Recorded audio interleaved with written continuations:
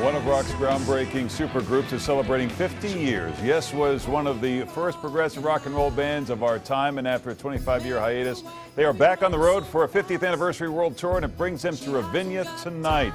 And joining me now is John Anderson, Trevor Rabin, and Rick Wakeman. Good morning, gentlemen. Thank you for joining us. Good to be here. I read that you don't like that phrase, progressive rock. Is that true? Why? Why true. is that? Adventurous rock. Adventurous. Much more, interesting. Much more descriptive. Yeah.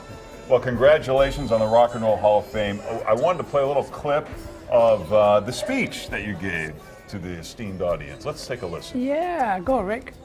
Go on, Rick. Here it is.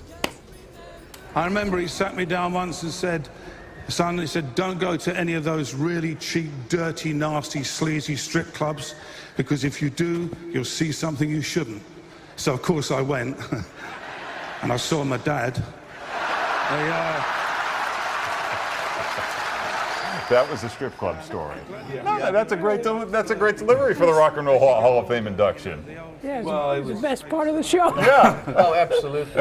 I just got a bit bored, fed up with hearing people, in the nicest sense, thanking their aunt and their uncle and their godson and the man who delivers their milk. And you go, how much more of this?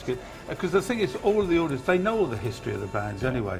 So these two actually egged me on, because they know, because I do a lot of it in England. And they said, go on. And they egged me on. So at the last minute, I went, yeah, right. Did executives back in the day ever say, you know what, we don't want a 10-minute guitar. We want hits. Did they try to get you to change your ways? Yeah, many times. They did till Shut up. They did till it sold shed loads of records. Then they changed their tune. Do you say shed loads? Yes. Yeah, I said shed. Yeah. Yes. Yeah. Is it my accent that did You're that? right. Yeah. I just wanted to be. Yeah, you blushed for a minute. No, it's true. Once we sold loads and loads of records, then the record companies they were fine. Get on with it. Yeah. You've inspired so many other bands. What is that like? Well, it's great to be recognized for what we do, and we followed the Beatles and Zappa and everybody. Everybody learns from each other, True? Yeah. Is that okay? I think Did I do well? I think also record companies ask for, if you do a single and it does well, then the next single is, we want something just like that. Sure. And it's not how it works. If you do a painting, if you want to succeed at another painting, you say, I'm going to do another one in blue.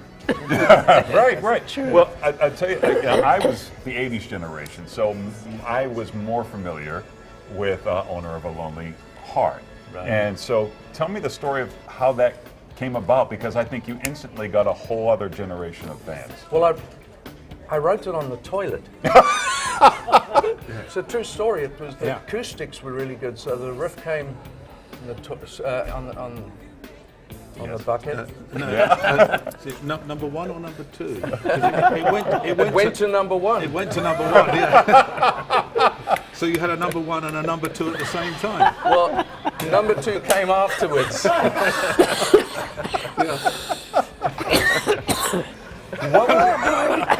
I think we're off the air now. Did anything change for you guys with that song? Was it just business as usual? Private plane. Yeah. Well, not for me. Sadly, I wasn't on the record, so I was at home going, Shed, number two, I wish I'd been on that record. Shed, number two, I wish I'd been on that. I was really thrilled when they did it, because prog rock at that time was really at its lowest end. And Yes was, in fairness, in trouble, because it was like one of the leading prog bands. So when they produced 90125, which I wasn't on, and amongst that Owner of a Lonely Heart, I think it was the most important album that Yes ever made, because if it hadn't been a big hit, and Owner, we wouldn't be sitting here now, because Yes, I think, would have died.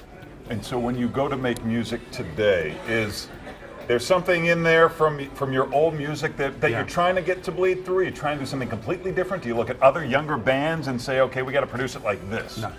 No, we do what we do. We do what we do. Yeah. Just keep going. Yeah. Keep going. A lot to do. A lot of work to do. I mean, we always believe that somewhere out there's another number one, or in Trev's case, a number two. But you guys, you guys are not writing songs just about love and heartbreak. You guys go into some deep stuff. Yeah, well, why not? Why There's not? more to life than nookie. Yeah, well, especially when you get to our ages, there is, yeah. And so, in the new music, what do you like to explore here? Well, as far as chart position, we look at are we a 160 on the cholesterol chain? I think what it is, we're just always looking to improve how we play and what we do. Yeah. True. And the more you play Exactly. live, the more you get to know each other. And then that helps with music, with how you're going to play and what you can do. I mean, we feel that we've got some decent techniques to be able to do pretty much anything that we like. Yeah, Well, very can- Dedicated. Congratulations on your success, and Thank thanks you. for coming Hi, in Jamie. this morning. And you can see Yes featuring John Anderson, Trevor Rabin, and Rick Wakeman tonight at Ravinia. Go to yesfeaturingarw.com for more. And gentlemen, thank you for being here. Thanks, Thank Larry. you. Time now